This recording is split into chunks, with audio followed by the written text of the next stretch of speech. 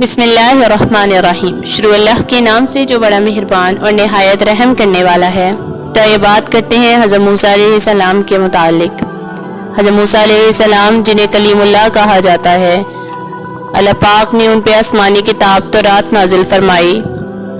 انہوں نے کس طرح لوگوں کو اللہ پاک کی طرف آنے کی دعوت دی، کس طرح نیکی کی ہدایت کی، کس طرح گناہوں سے بچایا، ان کا بچپن، ان کی جوانی، ان کا بڑھاپا، ان کی قوم، ان تمام کے بارے میں ابھی ہم بات کریں گے۔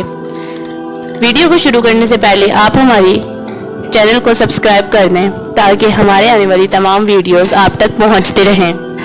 پیارے دوستوں، کہا جاتا ہے کہ حضرت موسیٰ علیہ السلام اللہ پاک کے بہت بڑے رسول گزرے ہیں۔ آپ پر تورات شریف نازل ہوئی۔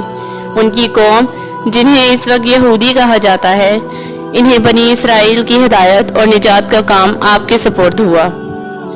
قرآن پاک میں آپ کا ذکر بار بار آیا ہے، اس لیے اس قصے کو کھول کر بیان کرنا چاہیے۔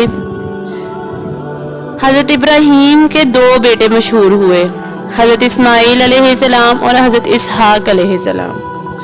حضرت اسماعیل علیہ السلام مکہ مکرمہ میں ٹھہرے، جہاں حضرت ابراہیم علیہ السلام کی والدہ کے ساتھ چھوڑ آئے تھے، جہاں ان کی اولاد خوب پھولی پھلی۔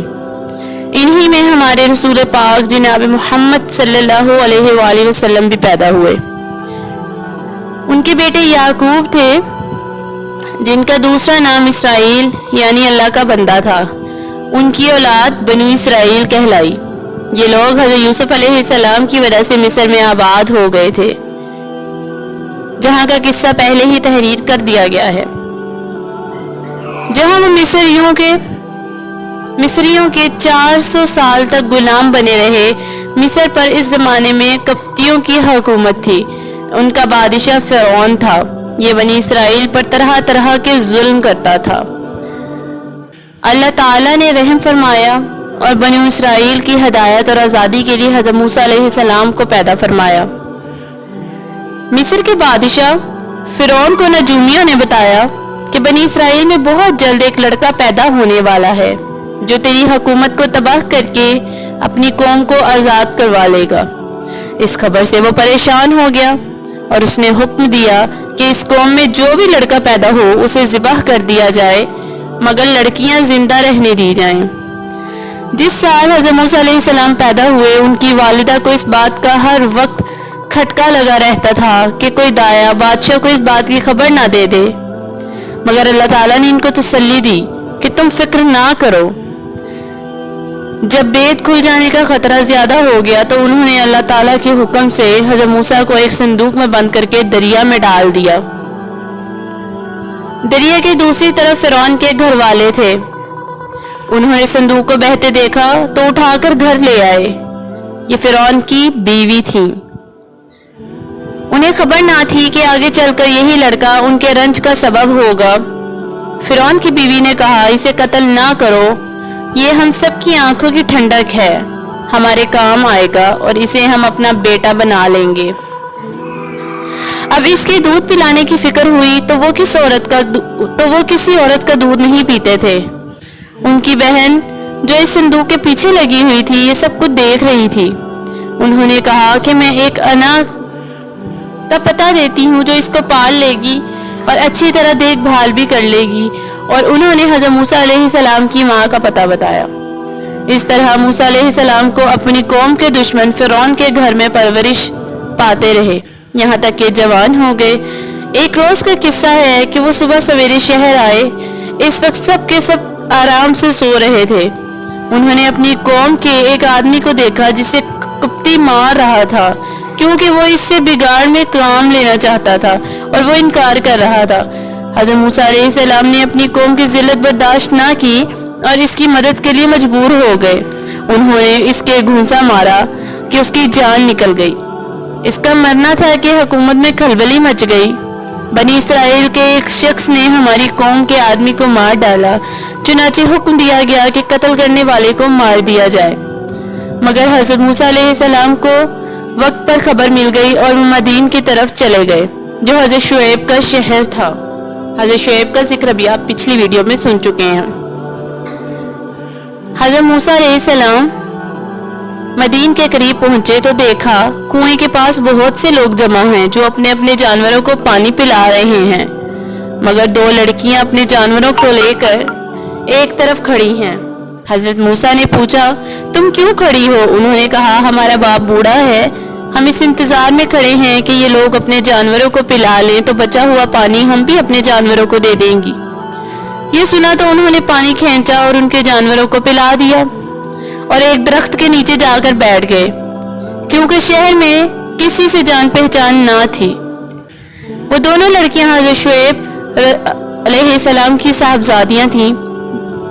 انہوں نے گھر جا کر اپنے والد سے تمام قصہ بیان کیا اور ان کے فرمانے پر انہیں گھر لے آئیں۔ جب انہوں نے اپنی مصیبت کا قصہ سنایا تو حضرت شعیب نے فرمایا اب ڈرنے کی ضرورت نہیں، اللہ نے آپ کو ظالم قوم سے بچا لیا ہے۔ حضرت شعیب نے ان سے کہا کہ تم 8 سال تک میرے پاس کام کرو اور 2 سال اور ٹھہر جاؤ تو تمہیں اختیار ہے، مگر میں اس کا حق نہیں رکھوں گا۔ 8 سال گزر جانے پر تمہیں اپنے پاس رہنے پر مجبور نہ کروں گا۔ میں اپنی طرف سے یہ وعدہ کرتا ہوں کہ اپنی ایک لڑکی کا نکاح تم سے کر دوں گا۔ حضرت موسیٰ نے کہا مجھے منظور ہے، 8-10 سال اس میں سے جو مدت چاہوں پورا کر لوں، مجھ پر زور زیادتی نہ ہونی چاہیے۔ اللہ تعالیٰ ان باتوں پر گواہ ہے۔ چنانچہ وہ برابر کام کرتے رہے اور جب مدت پوری ہو گئی تو حضرت شعیب نے اپنی لڑکی کا نکاح ان سے کروا دیا۔ جب نکاح ہو گیا تو دونوں میاں بیوی وہاں سے روانہ ہوئے اور راستے میں ایک جگہ پہاڑی کی طرف انہوں نے آگ دیکھی۔ موسیٰ علیہ السلام نے اپنی بیوی سے کہا کہ تم یہاں ٹھہرو، میں آگ لے کر ابھی آتا ہوں، اور اگر کوئی شخص مل گیا تو اس سے راستہ بھی معلوم کر لوں گا۔ وہاں گئے تو میدان کے کنارے پر درخت میں سے آواز آئی مبارک ہے وہ جو اس آگ میں ہے اور جو اس کے چاروں طرف ہے۔ تم طور کے میدان میں ہو، اپنے جوتے اتار دو، میں بڑی دانائی والا اللہ ہوں، تمام جہان کا اور تمہارا پالنے والا ہوں۔ انہیں کلیم اللہ کہا جاتا ہے کیونکہ حضرت موسیٰ علیہ السلام نے اللہ پاک سے کلام فرمایا تھا، میں نے تمہیں پیغمبری کے لیے چن لیا ہے، جو کچھ کہتا ہوں اس کو سنو، میری عبادت کرو اور میری یاد کی خاطر نماز کی پابندی کرو، بے شک قیامت آنے والی ہے۔ حضرت موسیٰ علیہ السلام تمہارے دائیں ہاتھ میں کیا ہے؟ انہوں نے کہا یہ میری لاٹھی ہے، اس پر سہارا لیتا ہوں، اپنی بکریوں کے لیے اس سے پتے جھاڑتا ہوں اور اس کے سوائے اس سے اور بھی بہت کام لیتا ہوں۔ اللہ تعالیٰ نے حکم دیا کہ اس لاٹھی کو زمین پر ڈال دو۔ لاٹھی جو ڈالی تو وہ سانپ کی طرح دوڑتی ہوئی دکھائی دی، اس پر وہ ڈر گئے۔ اللہ پاک نے ارشاد فرمایا اس کو پکڑ لو اور ڈرو نہیں، ہم ابھی اس کو پہلی حالت پر کر دیتے ہیں، اور اپنا داہنا ہاتھ اپنی بائیں بغل میں دے دو، پھر نکالو، بلا کسی عیب کے نہایت روشن ہو کر نکلے گا۔ یہ دوسری نشانی ہوگی تاکہ ہم تم کو اپنی قدرت کی بڑی نشانیوں میں سے بعض نشانیاں دکھا دیں۔ یہ 2 بڑے معجزات تھے حضرت موسیٰ علیہ السلام کے۔ ان دونوں نشانیوں کے ساتھ اللہ پاک نے حضرت موسیٰ علیہ السلام کو فرعون کے پاس بھیجا اور فرمایا کہ اس ملک میں فرعون نے فساد پھیلا رکھا ہے، سرکشی پر کمر باندھ رکھی ہے۔ آپ نے فرمایا کہ مجھے زر ہے کہ وہ مجھے جھٹلائے گا، میں نے اس آدمی کو مار دیا تھا، اب وہ مجھے مارنے کی کوشش کرے گا، میری زبان کھول کر میری زبان سمجھ لے گا، اور میرے بھائی ہارون کو بھی میرے ساتھ کر دیں تاکہ مجھے قوت ملے۔ حضرت موسیٰ کی دعا قبول ہوئی۔ دونوں بھائیوں نے مصر میں جا کر فرعون سے کہا کہ اللہ تعالیٰ نے ہمیں تیرے پاس بھیجا ہے، تو بنی اسرائیل کو نہ ستا اور انہیں ہمارے ساتھ روانہ کر دے، ہمارے پاس تیرے رب کی نشانیاں ہیں، اور یہ بھی یقین لائے کہ سلامتی اسی شخص کے لیے ہے جو سیدھی راہ پر ہے، اور جو شخص جھٹلائے گا اور سرکشی کرے گا اس پر اللہ کا عذاب ہوگا۔ فرعون کے پاس اللہ پاک کا پیغام پہنچا دیا گیا، مگر اسے اپنی حکومت، فوج اور خزانوں پر بڑا گھمنڈ تھا، اس لیے وہ برابر ان سے بحث کرتا رہا، اور جب ہر بات کا اس کو ٹھیک ٹھیک جواب ملتا رہا تو اس نے موسیٰ سے کہا کہ تم بچے تھے، تم ہمارے گھر میں آئے، ہم نے تمہیں سالہ سال اچھی طرح پالا۔ حضرت موسیٰ نے جواب دیا تو کیا تو احسان جتا رہا ہے؟ پر اس پرورش کا وہ یہ نعمت ہے جس کا تو نے مجھ پر احسان رکھتا ہے کہ تو نے بنی اسرائیل کو سخت ذلت میں ڈال رکھا ہے۔ اور جب تم میرے قتل کا ارادہ کیا تو میں مدین چلا گیا، پھر اللہ تعالیٰ نے مجھے دانائی دی، اب رسول بنا کر تیری طرف بھیجا۔ فرعون نے کہا کہ تم نے وہ حرکت یعنی قبطی کو قتل کیا تھا اور تم بڑے ناسپاس ہو۔ حضرت موسیٰ نے جواب دیا کہ واقعی میں اس وقت وہ حرکت کر بیٹھا تھا کہ مجھ سے غلطی ہو گئی تھی۔ فرعون اس بات کو سن کر لاجواب ہو گیا اور بات بدل کر پوچھنے لگا، تمہارا رب کون ہے؟ آپ نے فرمایا، جس نے آسمان و زمین کو پیدا کیا، جو نہ صرف تمہارا بلکہ تمہارے باپ دادا کا پالنے والا ہے۔ فرعون نے درباریوں سے کہا کہ یہ تو کوئی دیوانہ ہے جو بہکی بہکی باتیں کرتا ہے۔ آخر جب وہ ہر طرح سے تنگ ہو گیا تو اس نے تمام ملک میں ڈھنڈورا پٹوایا، بڑے بڑے جادوگروں کو بلوایا، چاروں طرف ہر کاری ڈڑائے، اور عید کے دن سب کے سب میدان میں جمع ہوئے۔ اب ایک فرعون تھا، اس کے درباری شاہی فوجیں اور اس کی قوم، اور دوسری طرف غریب اور بے کس حضرت موسیٰ علیہ السلام اور ہارون علیہ السلام تھے۔ اللہ کے سوا مدد دینے والا کوئی نہ تھا۔ جادوگروں نے نظر بندی کر کے اپنی اپنی رسیاں اور لاٹھیاں ڈال دیں، اور دیکھنے والوں کو معلوم ہوا کہ وہ سب دوڑ رہی ہیں۔ حضرت موسیٰ پہلے تو ڈر گئے، مگر اللہ تعالیٰ نے کہا کہ نہ ڈر، تیری ہی فتح ہے۔ تیرے داہنے ہاتھ میں جو لاٹھی ہے اسے ڈال دے کہ وہ ان سب کو نگل جائے گی۔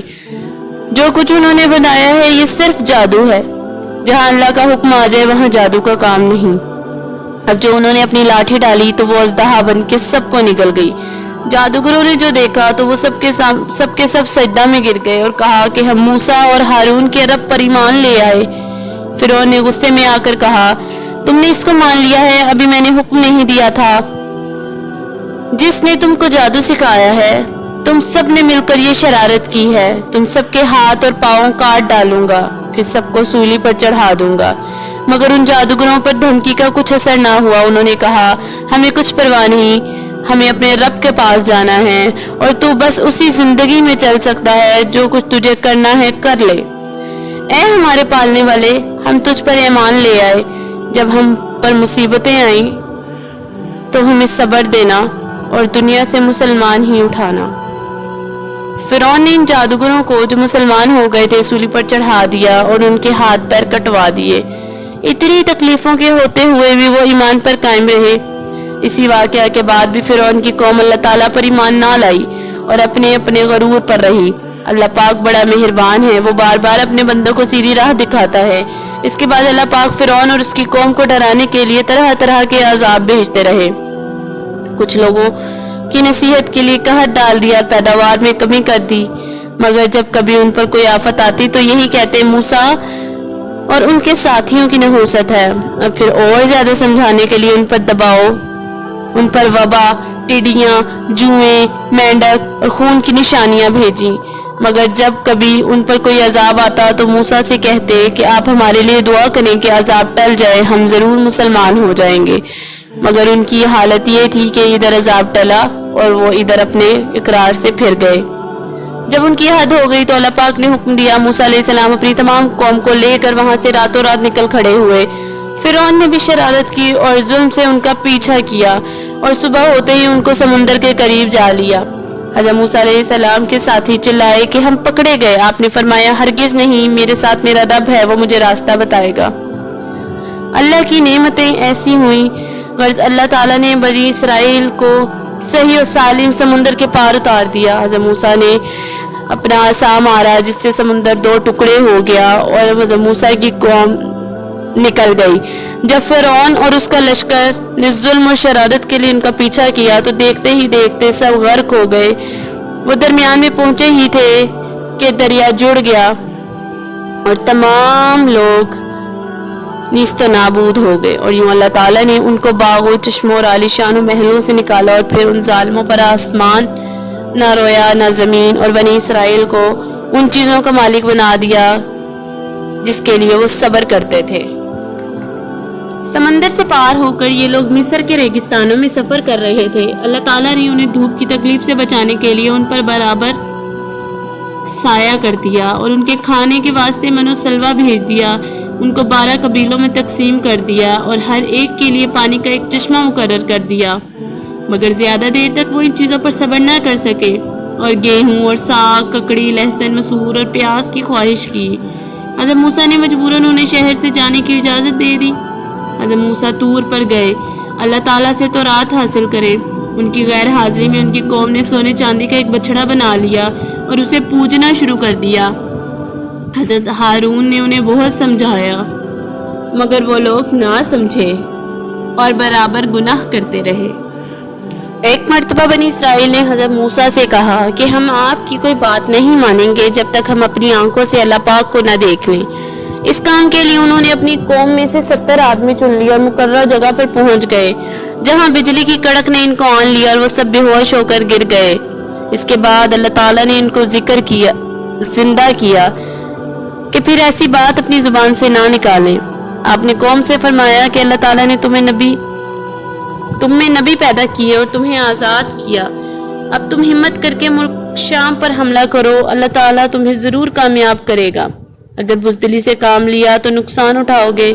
मगर उन लोगों ने साफ इनकार कर दिया और कहा वहाँ के रहने वाले बड़े बहादुर और जवां मर्द हैं, अगर वो अपने आप इस मुल्क को खाली कर दें तो हम ज़रूर उस पर कब्जा कर लेंगे, वरना आप जाने और आपका खुदा तो हम यहाँ से 1 इंच आगे नहीं बढ़ेंगे। आप इनका जवाब सुनकर बहुत नाराज हुए और दुआ की कि ऐ मेरे परवरदिगार, मुझे और मेरे भाई को इन नाफरमानों से अलग कर दे। अल्लाह ताला की तरफ से इशारा हुआ, तुम इन बदबख्तों से रंज ना करो। हमने 40 साल तक उनका दाखिला मुल्क शाम में बंद कर दिया है और ये जंगल में ही भटकते फिरेंगे। एक दफ़ा आप अपने खादिम के साथ सफ़र कर रहे थे कि चलते चलते ऐसी जगह पहुंच गए जहां 2 समंदर मिलते थे। वहां उनका खादिम मछली भूल गया और दोनों आगे बढ़े चले गए। कुछ दूर जाकर उन्होंने अपने खादिम से कहा, मैं थक गया हूँ, खाना लाओ। उसने कहा, जब चट्टान पर हम सफ़र कर रहे थे तो उस मछली ने दरिया का रास्ता कर लिया था। असल में हज़रत मूसा अलैहिस्सलाम को उसी जगह की तलाश थी, इसलिए फिर इस जगह पर वापस चले आए। वहाँ उन्होंने अल्लाह के एक बंदे को देखा और कहा, अल्लाह ने जो कुछ आपको इल्म दिया है वो मुझे भी सिखा दीजिए। मगर उन्होंने जवाब दिया कि तुम सब्र ना कर सकोगे। आखिर जब उन्होंने ज्यादा इसरार किया तो कहा कि तुम मेरे साथ रहना चाहते हो तो शर्त यह है कि जब तक मैं खुद तुमको ना कहूँ कि मुझसे कोई बात ना करना और ना पूछना। हज़रत मूसा ने यह शर्त मंजूर कर ली और दोनों सफर पर रवाना हुए। दोनों एक कश्ती पर सवार हो गए और इस अल्लाह के बंदे ने कश्ती को तोड़ डाला। हज़रत मूसा इस पर नाराज हुए और कहा, तुमने ख्वामख्वाह कश्ती तोड़ दी, इसमें सवार लोग डूब जाएंगे। उन्होंने शर्त याद दिलाई। आपने कहा, मैं भूल गया, अब ऐसा नहीं होगा। आगे बढ़े तो खुशकी पर एक लड़का मिला जिसे उन्होंने कत्ल कर डाला। इस पर हज़रत मूसा बिगड़ गए और कहा, बगैर किसी कसूर के इनको मार डाला, आपने बहुत बुरा किया। इस पर उन्होंने कहा, आप मेरे साथ ना चल सकेंगे। फिर दोनों में कोलो करार हुई। चलते चलते एक गांव में पहुंचे जहां के लोगों ने इनको अपना मेहमान बनाने से इनकार कर दिया। मगर इन दोनों ने देखा कि एक दीवार गिरने वाली है, उसको उन्होंने दुरुस्त कर दिया। हज़रत मूसा फिर सब्र ना कर सके और कहा कि अगर आप चाहते हैं इनसे इस काम पर मजदूरी मांग लेते। अल्लाह के बंदे ने उनसे कहा कि अब हम दोनों एक साथ नहीं रह सके, मगर जुदा होने से पहले इन किस्सों का मतलब सुन लीजिए। कश्ती चंद गरीब आदमियों की थी जो उसे किराए पर चलाते थे। दरिया के उस तरफ का बादशाह ज़बरदस्ती कश्तियाँ छीन लिया करता है। मैंने इसको तोड़ दिया कि ऐबदार होने की वजह से कोई ना लेगा। रहा लड़का, उसके माँ बाप ईमानदार थे मगर ये सरकश और काफिर था। डर था कि उसकी नाफरमानी और कुफ्र से माँ बाप को तकलीफ ना पहुंचे, मैंने उसको कत्ल कर दिया। अल्लाह उन्हें मेहरबान और नेक बेटा अता करे। दीवार शहर के 2 यतीम बच्चों की थी जिसके नीचे उनकी दौलत दफन थी। उनका बाप नेक था, अगर दीवार गिर जाती तो दूसरे लोग उनकी दौलत पर कब्जा कर लेते। अल्लाह ताला की मर्जी ये थी कि दोनों जवान होकर अपना खजाना निकाल सकें। ये जो कुछ हुआ तुम्हारी रब की रहमत का नतीजा है, मैंने अपनी तरफ से कुछ नहीं किया। यही वो बातें थी जिन पर सब्र ना कर सके। और ये नेक शख्स हजरत खिजर अलैहिस्सलाम थे। हज़रत मूसा अलैहिस्सलाम इसके बाद एक अरसा तक बनी इसराइल को हिदायत करते रहे, बुराइयों से रोकते रहे, अच्छाइयों की ताकीद करते रहे। आखिरकार अपने अल्लाह पाक से जा मिले जिसने इनको भेजा था। जो कौम अल्लाह की नाफरमानी करती रही, کرتی ہے تو ان کو تھوڑا تھوڑا عذاب دے کر خبردار کیا جاتا ہے، پھر اگر وہ بھی نافرمانی کرتی رہے تو اس کو کچھ عرصے کے لیے بالکل ڈھیل دے دی جاتی ہے تاکہ وہ بالکل غفلت میں آ جائے، پھر ایک دم اللہ کا سخت عذاب آ کر اس کو بالکل ختم کر دیتا ہے۔ فرعون خود کو خدا کہلواتا تھا، بنی اسرائیل پر ظلم کرتا تھا۔ اللہ تعالیٰ نے اس کے گھر میں موسیٰ علیہ السلام کو پلوایا اور پھر موسیٰ کے ذریعے اس کی قوم کو ختم کر دیا۔ دوسرا سبق ہم کو یہ ملتا ہے کہ جو قوم بہت عرصہ تک کسی کی غلام رہتی ہے اس کی رگ رگ میں غلامی بس جاتی ہے، غیرت بہادری ختم ہو جاتی ہے اور اس کا جی چاہتا ہے کہ بار بار وہی غلامی کی باتیں کرتے رہے جس طرح بنی اسرائیل نے آزاد ہونے کے بعد کی۔ تیسرا سبق ہم کو حضرت خضر کے قصے سے یہ ملتا ہے کہ اللہ تعالیٰ اپنے نیک بندوں کی حفاظت ان کی زندگی میں کرتا ہے اور ان کے مرنے کے بعد ان کی اولاد کی حفاظت کرتا ہے۔ اللہ تعالیٰ ہم کو نیک اعمال کرنے کی توفیق عطا فرمائے، ہمیں گناہوں سے پاک رکھے، ہمیں ایسا بنا دے کہ ہم اسے اور اس کے محبوب کو پسند آ دیں۔ ملتے ہیں نیکسٹ ویڈیو میں، تب تک کے لیے اللہ حافظ۔